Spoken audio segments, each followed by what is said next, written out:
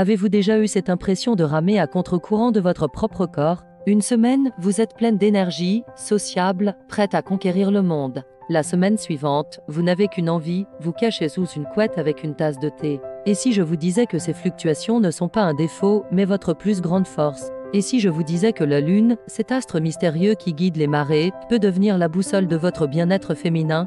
Bienvenue sur Belle Santé.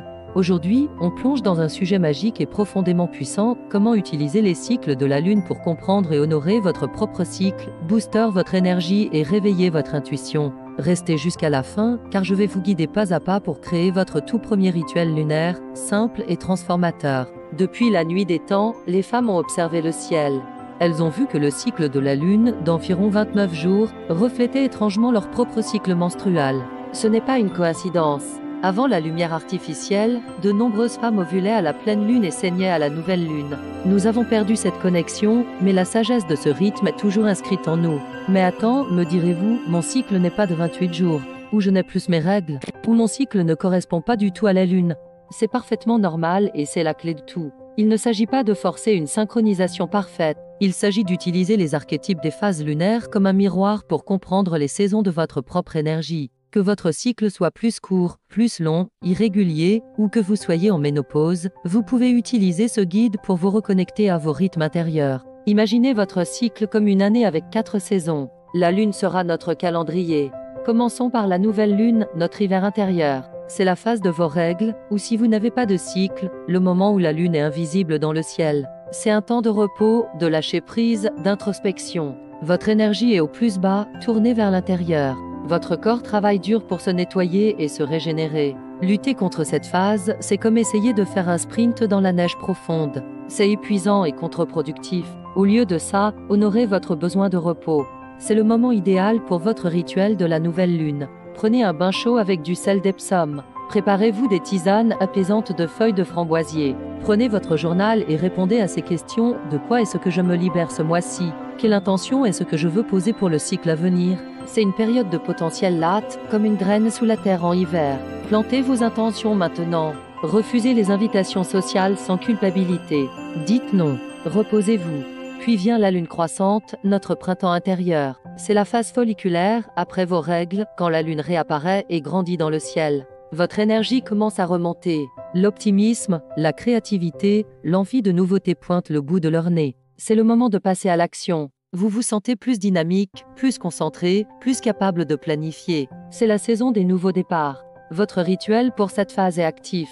Reprenez les intentions que vous avez posées à la nouvelle lune et décomposez-les en étapes concrètes. Faites des listes, organisez votre emploi du temps, commencez ce nouveau projet que vous repoussiez. C'est le moment idéal pour des séances de brainstorming, pour apprendre de nouvelles choses, pour commencer un nouveau programme d'exercice. Votre corps est en mode construction, votre esprit est vif. Surfez sur cette vague d'énergie montante. Ensuite, nous arrivons à la pleine lune, notre été intérieur. C'est la phase de l'ovulation, quand la lune est pleine, ronde et lumineuse. C'est le pic de votre énergie. Vous vous sentez sociable, expressive, magnétique. C'est une période de célébration, de communication et de fertilité, au sens littéral comme au sens créatif. Votre intuition est aiguisée, mais tournée vers l'extérieur. C'est le moment où vous brillez. Votre rituel de la pleine lune est une célébration. Organisez un dîner entre amis. Dansez dans votre salon. Portez cette tenue qui vous fait vous sentir magnifique. C'est le moment de communiquer vos besoins, de passer cet appel important, de vous exprimer. Prenez votre journal et écrivez sur tout ce pourquoi vous êtes reconnaissante. Célébrez le chemin parcouru depuis la nouvelle lune. La pleine lune met en lumière ce qui doit être vu, les succès comme les blocages. Soyez ouverte aux révélations.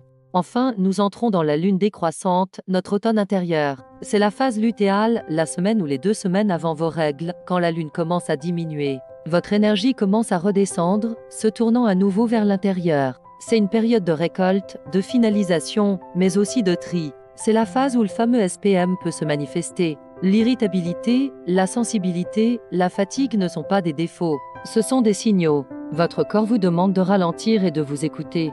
Votre rituel pour cette phase est un rituel de nettoyage. Terminez les tâches que vous avez commencées. Faites du rangement dans votre maison, votre bureau, votre ordinateur. Ce désencombrement extérieur aide à désencombrer l'intérieur. C'est le moment de dire non pour protéger votre énergie déclinante. Prenez soin de vous, mangez des aliments réconfortants et nutritifs, riches en magnésium comme le chocolat noir, les amandes. C'est le moment d'honorer votre sorcière intérieure, cette partie de vous qui voit la vérité sans phare, qui ne tolère plus ce qui ne lui convient pas. Écoutez-la, elle a des messages importants pour vous. Comment commencer concrètement? C'est très simple. Premièrement, téléchargez une application de calendrier lunaire ou achetez un joli calendrier papier. Notez simplement chaque jour la phase de la Lune.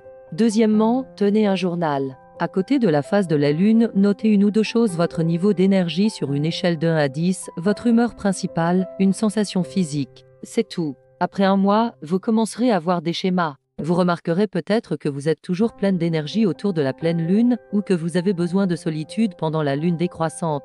Commencez par un seul rituel. Choisissez la phase qui vous parle le plus. Peut-être un bain relaxant à la nouvelle Lune ou une petite danse de célébration à la pleine Lune. N'essayez pas de tout faire parfaitement. C'est une pratique de reconnexion, pas une performance. En suivant ces rythmes, vous arrêtez de vous battre contre vous-même. Vous apprenez à surfer sur vos vagues d'énergie au lieu de vous noyer dedans. Vous comprenez quand il est temps de vous reposer et quand il est temps d'agir. Vous anticipez vos besoins. Votre SPM diminue parce que vous ne tirez plus sur la corde pendant votre phase d'automne. Votre créativité s'épanouit parce que vous lui donnez l'espace pour germer au printemps. C'est un acte radical d'amour de soi. C'est reprendre le pouvoir sur votre corps et votre bien-être. C'est vous souvenir que vous êtes cyclique, comme la Lune, et que c'est là que réside votre magie. Si cette invitation à vous reconnecter à votre nature cyclique vous parle, likez cette vidéo et abonnez-vous à Belle Santé pour plus de sagesse féminine. Activez la cloche. Partagez cette vidéo avec toutes les femmes de votre vie. Et dites-moi en commentaire quelle est la première phase lunaire que vous avez envie d'honorer. Je suis impatiente de lire vos expériences. Prenez soin de votre univers intérieur.